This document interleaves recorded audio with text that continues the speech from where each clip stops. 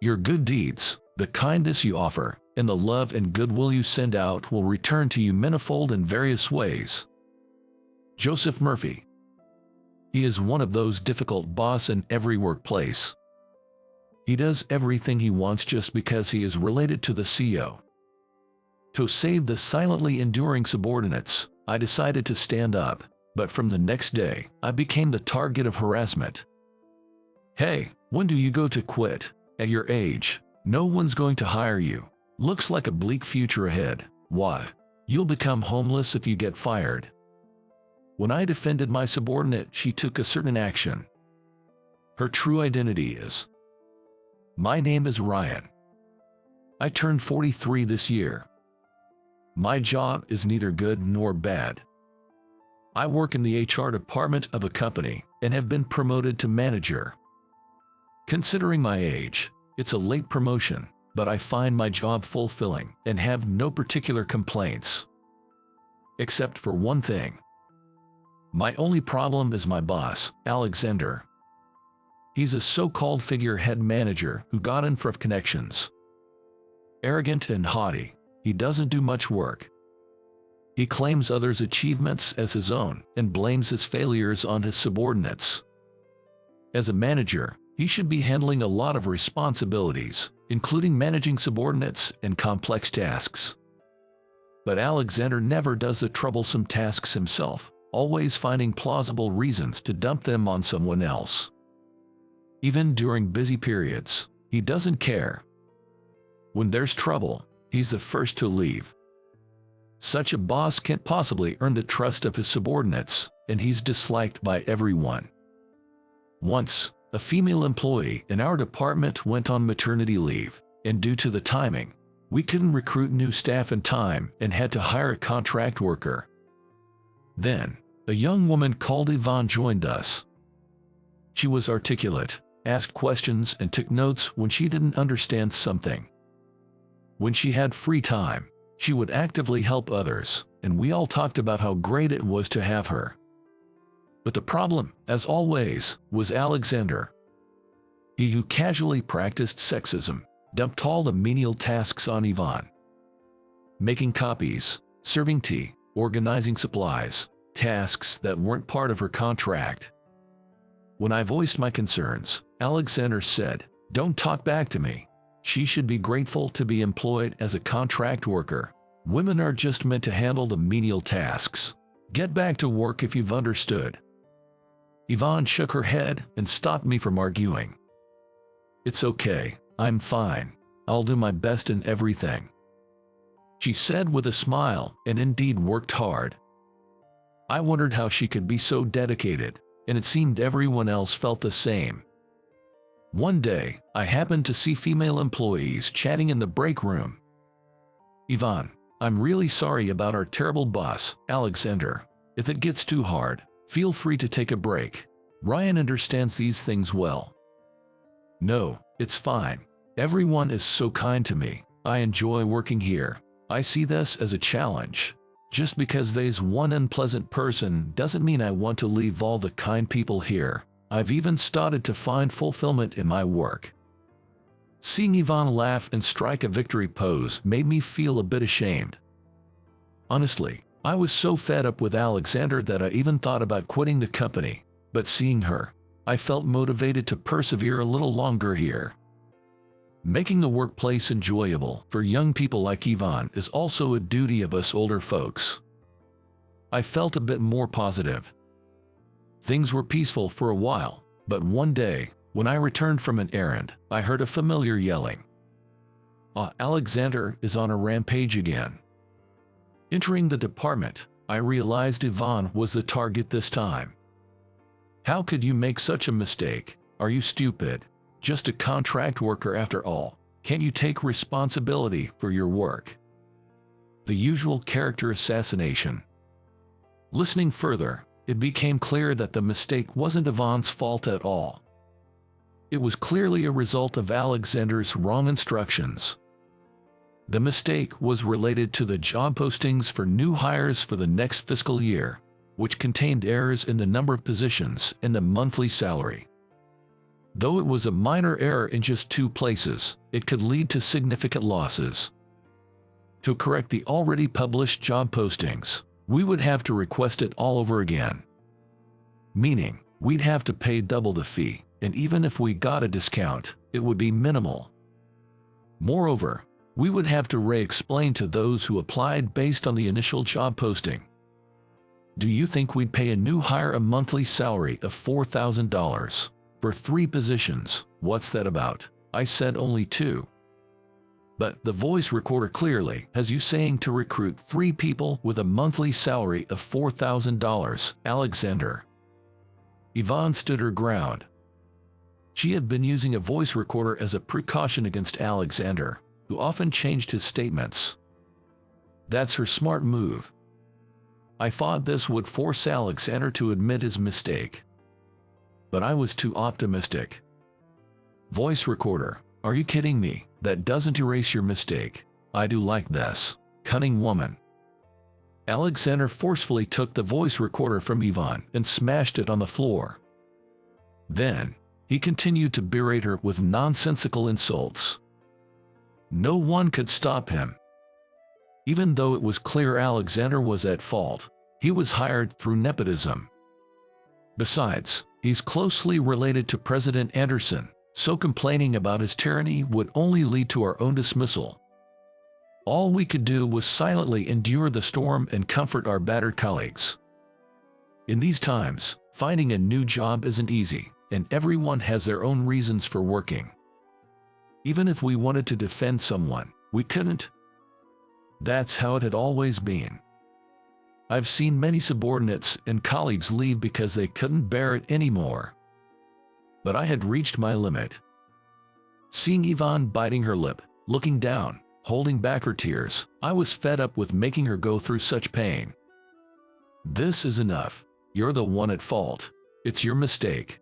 Do you think yelling and pushing the blame onto your subordinates solves everything?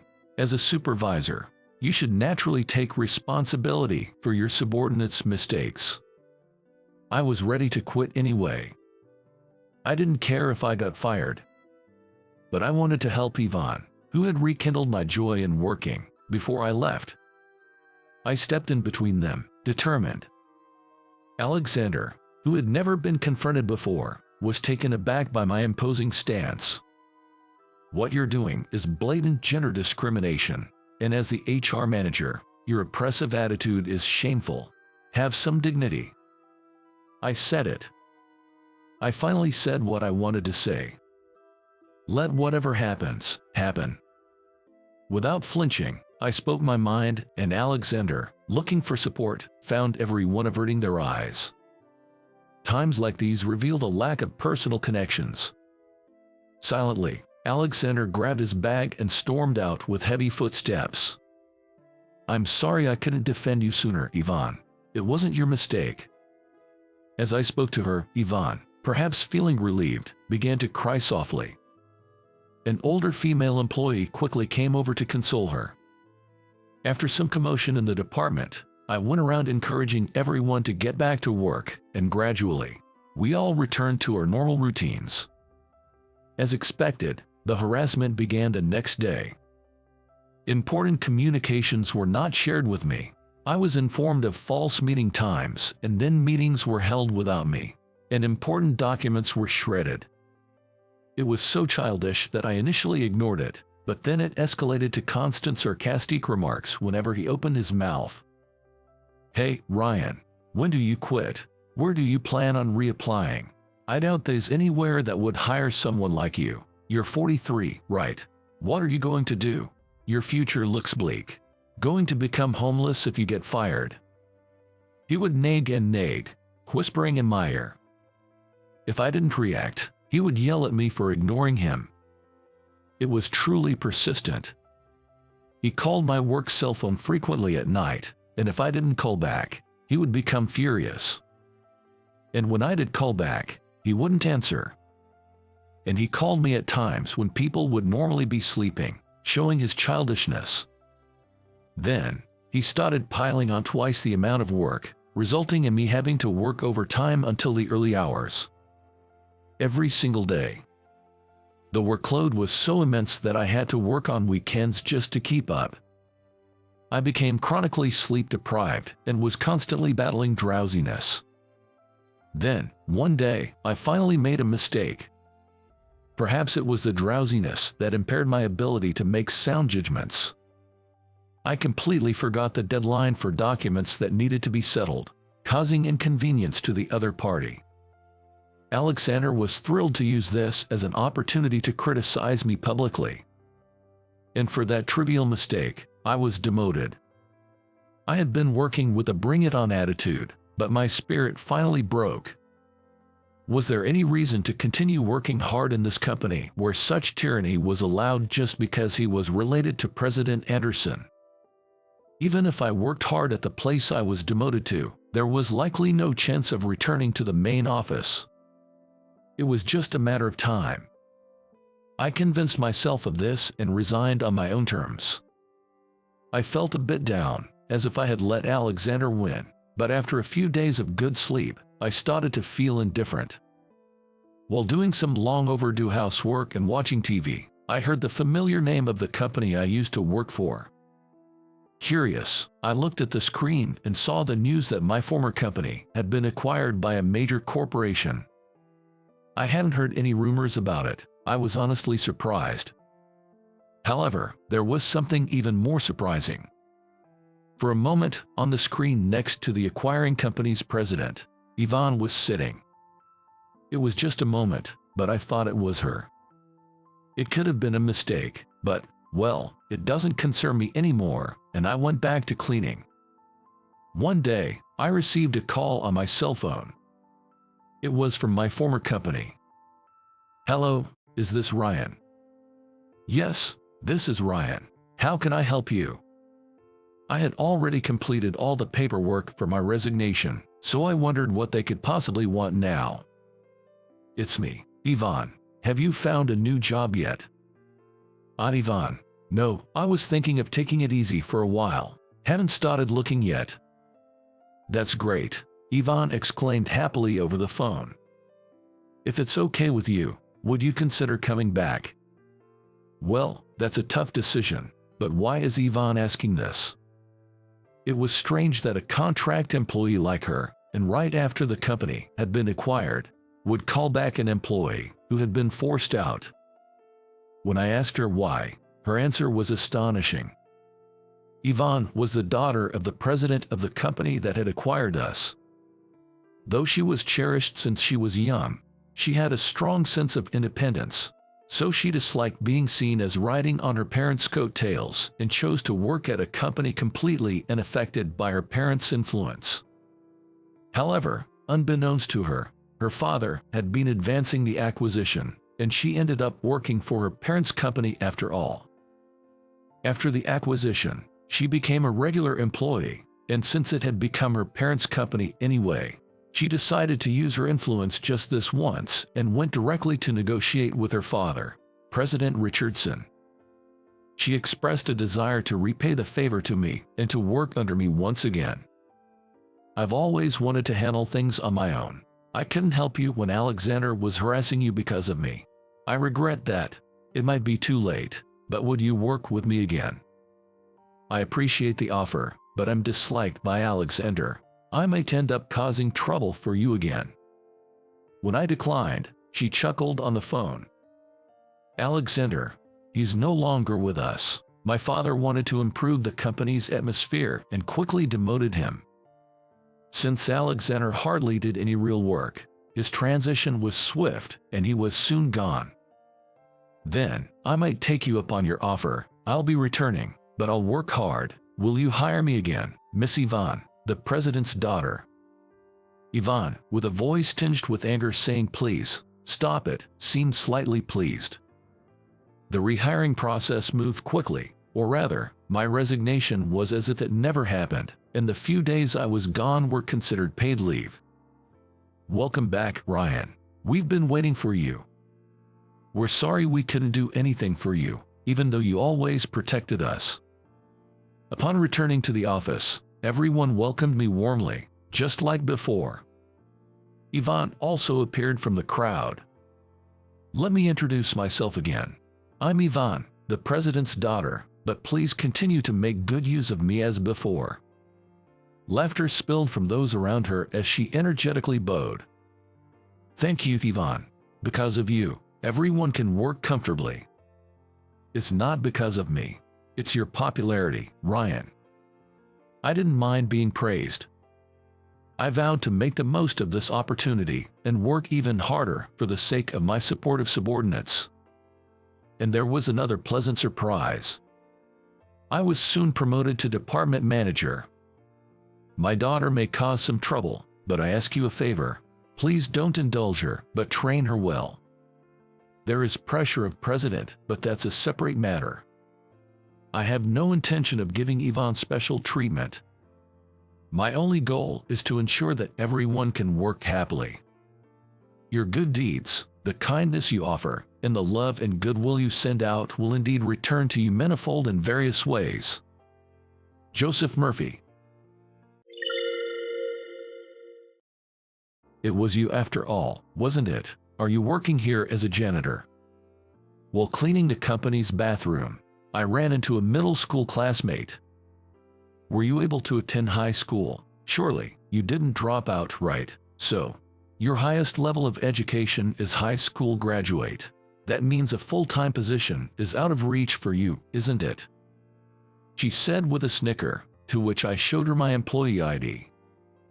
No way, are you kidding? My name is Michael. I was just an ordinary kid, raised by a kind father and a gentle mother in a typical family. My father was reliable, but my mother had a laid-back and somewhat airy demeanor. Yet, to me, they were the best parents, and I was happy. That happiness crumbled when I was in the lower grades of elementary school. One day, my father passed away suddenly. Consequently, my mother, who had been a homemaker since getting married and was unfamiliar with working, had to find a job. Indeed, there was life insurance and assets left by my father, but we couldn't solely rely on that. It was meant to be saved for the future, for what may come. For at least the living expenses, my mother took on jobs as a housekeeper and did piecework, raising me single-handedly while tackling unfamiliar tasks. Still a child, there was not much I could do, but I tried to help out where I could, not wanting the household chores to be neglected. I could at least clean the bath or hang the laundry. A little dust in the room didn't seem like a big deal to me. However, my mother thought differently. She came from a background where it was not encouraged for women to have a professional skill. Attending a prestigious girls' school, she was brought up delicately without acquiring any practical skills. Unfamiliar with the world and having never worked a part-time job, my mother faced confusion and hardship following my father's premature death. If it were just her, returning to her parents' house could have been an option, but there was me, a growing boy. Raising a boy in his growing years was not something to be compromised on. Opening a job magazine for the first time, my mother started working in jobs she felt she could do, always appearing tired. I understand now, grown up, that it must have been difficult to support me on her salary alone. During major school events that required a significant sum of money, I saw her asking for financial help from her parents. Seeing my mother like that made me think. To avoid being fired and to quickly find a new job, it was essential to have a reliable skill set and vision. If you have the skills, you can work anywhere. And that qualification should not be something that anyone can easily acquire. It had to be a unique qualification, something only I could do, otherwise its value would diminish. I want a qualification that others can't easily follow. Even as a child, I could feel that. Thus, I spared no effort in what I could do as a child, setting concrete goals to acquire skills before entering society. Thinking such things as a primary school student, I realized I was an unusual child. But having seen my mother struggle without my father, I felt it was necessary, and I was determined.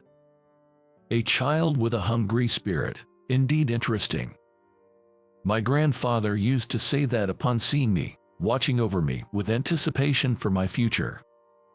As a talented entrepreneur, he didn't mind supporting me, his grandson, as long as I showed my abilities, even though I was a child of his daughter, who had married out.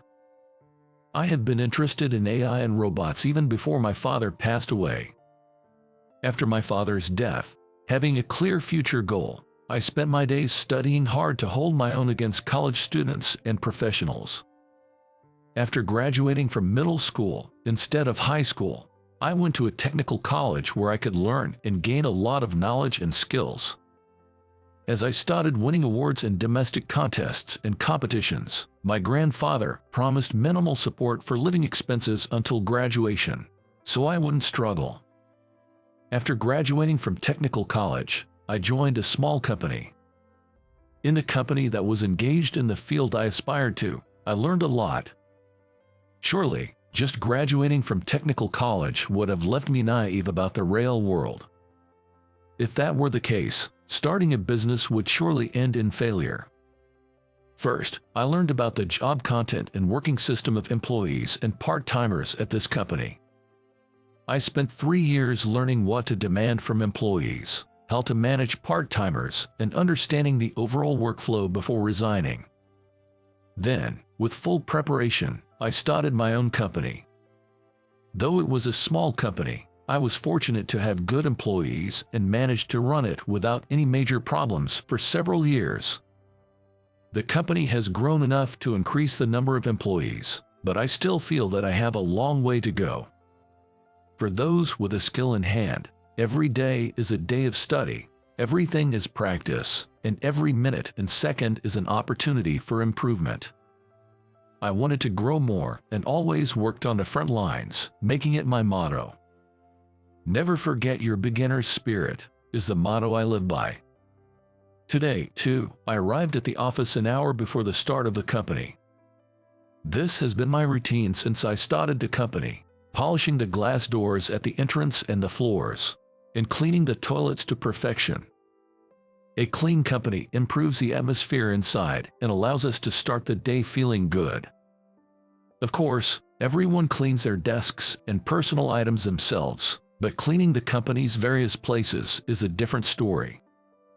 Since I, the founder, am doing the cleaning, some employees have offered to take turns doing it. But I have declined their offers. This is my personal habit, and it's not something I want to impose on other employees. Jab, no smudges, sparkling clean. I nodded in satisfaction after looking at the toilet mirror. Next, I prepared to clean the floor of the toilet, diluting a solution of sodium hypochlorite in a bucket and soaking the mop in it. After the mop absorbed the diluted solution well, I wrung it out firmly and started polishing the floor. What? While I was scrubbing the floor, I noticed a shadow cast in front of me, indicating someone was standing there. Wondering who it could be, I followed the shadow slowly with my eyes and first saw feet wearing heels. A woman. Indeed, I was cleaning the women's toilet, but I had placed a cleaning in progress sign at the entrance. Could she not have waited? Thinking this, I raised my face further, and the woman standing with her arms crossed and a stern face was glaring at me. Who are you? That cold, disdainful gaze seemed familiar. Have we met before? Where could it be? As I traced my memories back to middle school, it suddenly hit me. Ah, that girl. Surely, her name was.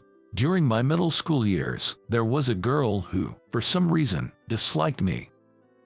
Despite being in different classes for 3 years, she had been hostile towards me from our first encounter. From the moment we first met during a committee we were both part of, she glared at me, and that continued with ignoring and snide remarks until graduation. Even though we hardly ever saw each other, she would glare at me whenever we passed in the hallway. To this day, I still don't understand why she was hostile towards me. Since I was being ignored, I couldn't even question her about it and just went for my middle school years. Her name was Sarah. Sarah wasn't like that with everyone. From what I remember, she was kind and considerate to everyone but me. Her appearance was glamorous, not just among classmates, but also with upper and lower classmen. In short, she was popular across all grades. At that time, I was focused on my studies with an eye towards the future, making me a quiet and unnoticeable presence. The geeky creep. Thinking of further studies despite being poor. How presumptuous. The miserable one whose only merit is studying. She always mocked me when I was alone, taking advantage of those moments. Seeing the sleeve of my uniform frayed, Sarah would say, "Oh my, Michael, your uniform sleeve is frayed, and it looks like your shirt underneath is kind of dirty too." She pointed it out in front of everyone, pretending to be kind but actually making fun of me. I didn't care, but some of my classmates seemed to whisper about me. Not that anyone tried to isolate me on purpose, and after that I went on to a technical college, so I don't know what kind of high school student Sarah became. After so much time had passed, I never imagined we would reunite in this way. I wondered who it could be. Since parting ways in middle school, there she was now, looking down at me with disdain as I polished the floor. Those eyes, full of hostility that I had seen so many times before, were still directed straight at me. "It was you after all. It's been a while. What, are you employed here as a janitor?" Sarah didn't seem interested in my response, continuing with her assumptions. "Did you manage to go to high school? Surely you didn't drop out. So, your highest education is high school graduation, right? That means being a full-time employee is out of the question for you," she said, chuckling. Then, changing her expression, Sarah continued, "To think I was excited to transfer to this company, rumored to be the most dynamic at the moment, only to have my mood spoiled just by her presence, the worst." She spat out those words, glaring at me. I thought I lacked the ability to judge people. That's why, although I have set criteria for personnel recruitment, I always leave the final decision to the HR manager. A HR manager I trust. His judgment of people is accurate, and she must be excellent. But, thinking I should at least have glanced through the resumes of newly hired employees, I realized the consequence of my hands-off approach had come back to haunt me here. "What's the matter? Can't say anything back, can you? I wish you'd just disappear from my sight." Still continuing her tirade, I slowly straightened up, feigning ignorance. "This is my company." "What?" Sarah's eyes widened in shock at my words, face to face. "What did you say?" She couldn't believe what I had said. Repeating her question, I decided to explain more clearly. "I'm the founder of this company. Cleaning has been a passion of mine since the founding. It's not that I'm a janitor myself." "No, that's a lie." "It's not. This is to prove." Shaking her head in disbelief, Sarah looked at the employee badge I pulled out of my pocket. It bore the title Founder and CEO along with my photo. Certainly not a fake. No way. After staring at the employee badge as if trying to burn a hole through it, Sarah's face turned beet red. Biting her lips, now drawn with a bright shade of lipstick, as if about to break, Sarah glared at me silently before storming out of the bathroom. It's about time to start the workday.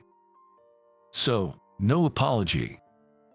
Considering her attitude, I sighed, wondering about her future conduct. I'd ask the HR manager later which department Sarah was assigned to, and then return to my original tasks. At the end of the workday, when I visited the HR manager, I learned that Sarah had submitted her resignation after completing her first day of work. At first, I thought it was merely harassment to trouble me. But Sarah did not show up for work the following day or any day after. While questioning her professionalism, I became concerned and asked the HR manager about Sarah's resume and interview, deciding to take action myself. Sarah intended to dedicate herself to this company.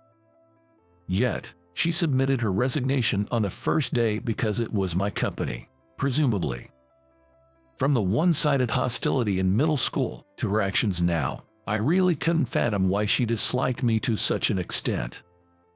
According to the HR manager, Sarah was truly excellent, and letting her go like this was not a desirable situation.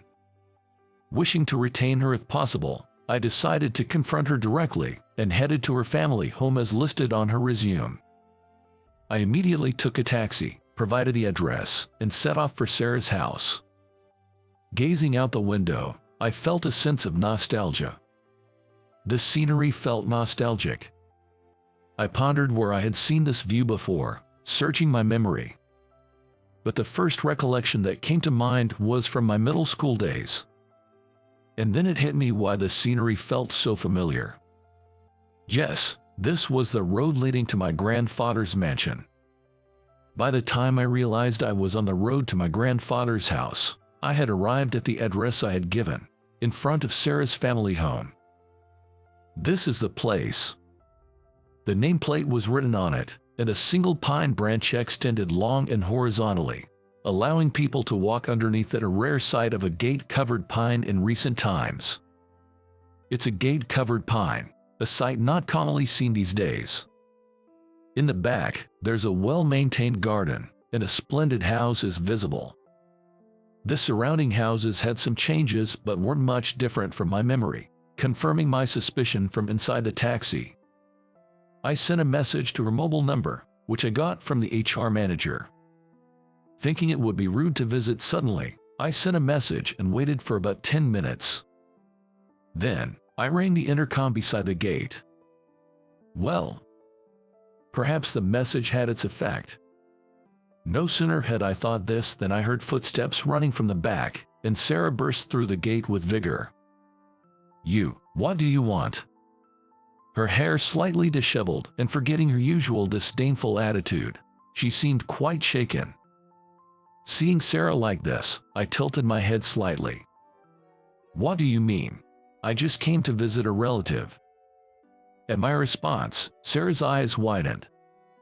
I hadn't noticed just from the address given by the HR manager. But right in front of Sarah's house was my grandfather's house. Furthermore, Sarah's last name was my mother's maiden name, thus my grandfather's surname.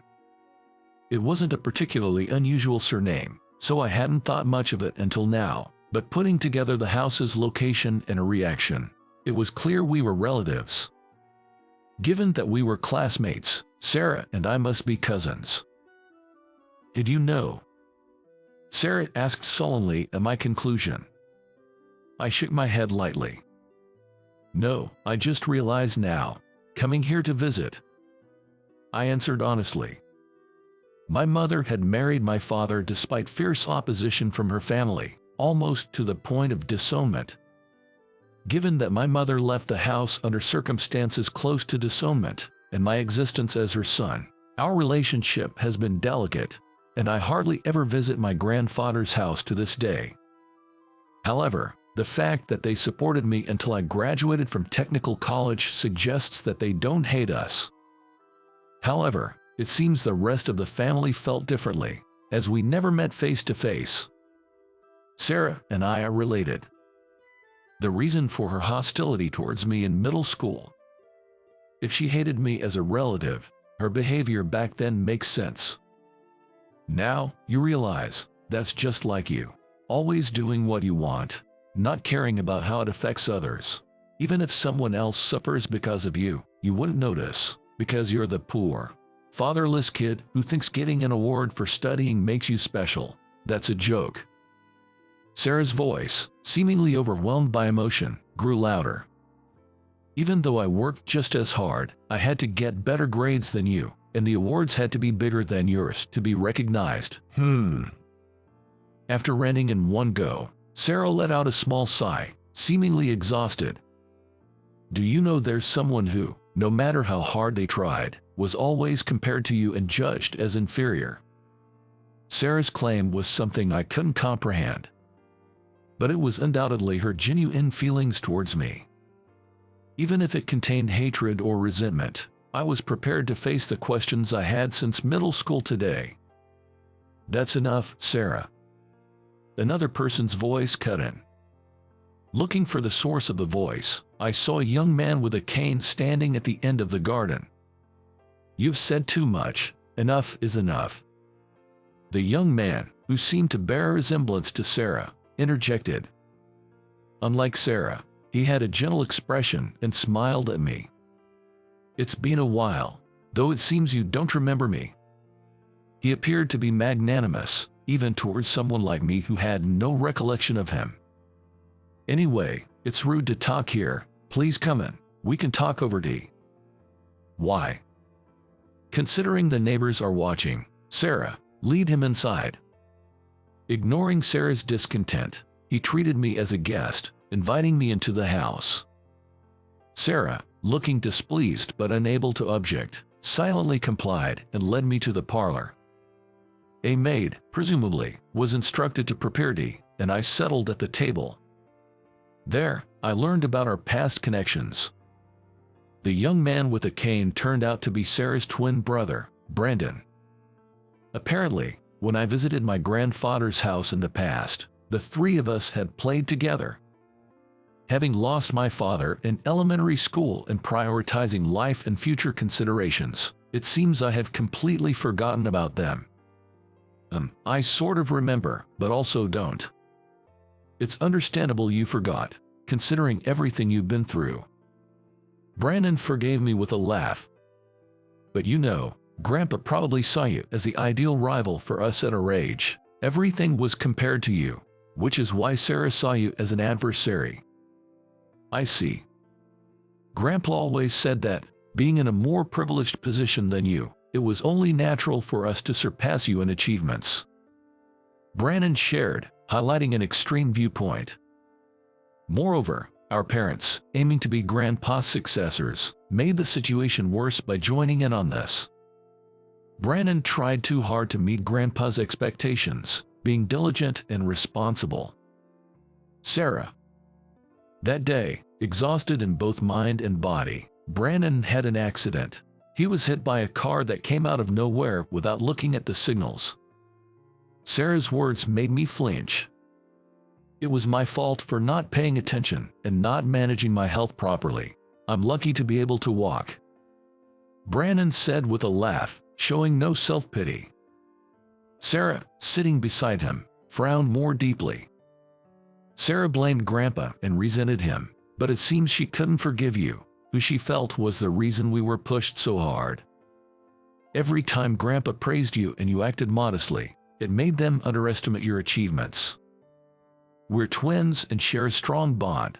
After the accident, I was bedridden for a while, causing Sarah a lot of pain, and as a result, she took it out on you, who was unrelated. I wasn't taking it out on you. Sarah is just like this. I'm really sorry. Brandon said, and I nodded in relief, feeling a weight lifted off my shoulders as long-held mysteries were resolved. On my way out, I told Sarah, I'll consider the past few days as a leave of absence, so please, I'd like you to come back to the company.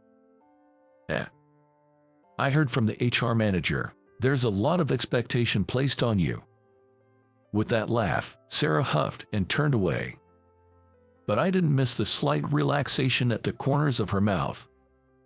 Brandon also seemed to smile wryly at Sarah's childish behavior. Leaving the siblings' house, I called a taxi and reflected on my life up to this point. The emotions Sarah harbored towards me were, I believe, misplaced anger. However, her words about me just doing what I wanted and not caring if others were unhappy as long as I was fine stung like sharp thorns. I had learned the importance of having a skill from watching my mother struggle, diligently studying for a future. It was for the sake of living, looking ahead to the future. But if asked whether I never looked down on my more fortunate classmates, I couldn't definitively say number. I had been so focused on myself that I had buried the memories of relatives I spent time with in childhood deep within my memory. Grandpa might have understood my feelings well and deliberately clarified the superiority and inferiority among his grandchildren. Regardless of Grandpa's love for competition and contests, for the first time, I realized that I might have been hurting those around me unknowingly. The fact that I had delegated the entire recruitment process to the HR manager was also because I wasn't facing it myself. It's laughable that such a pathetic man is the CEO. Nonetheless, this unexpected reunion and the disappointment in myself turned out to be a good opportunity to reflect on myself. The motto I live by is never forget your initial resolve. It means, as you become accustomed to things, you tend to become complacent, but you should never forget your original intentions. Despite claiming it as my motto, perhaps the feelings I had when I decided how to live my life have faded. I'm glad to have reunited with Brandon and Sarah today, at this moment. And talking with Brandon reminded me of something. When I stayed at my grandfather's house, they came to visit in the middle of the night, and we lay down on the grass in the large garden, looking up at the night sky together. Despite being in the city, the stars were very visible that night, and the three of us got carried away with excitement. I don't remember what we talked about, but it was a very fun memory. It might be that we will never show innocent smiles like we did back then. Still, I smiled at the thought that it would be nice if the day when we can laugh together again returns.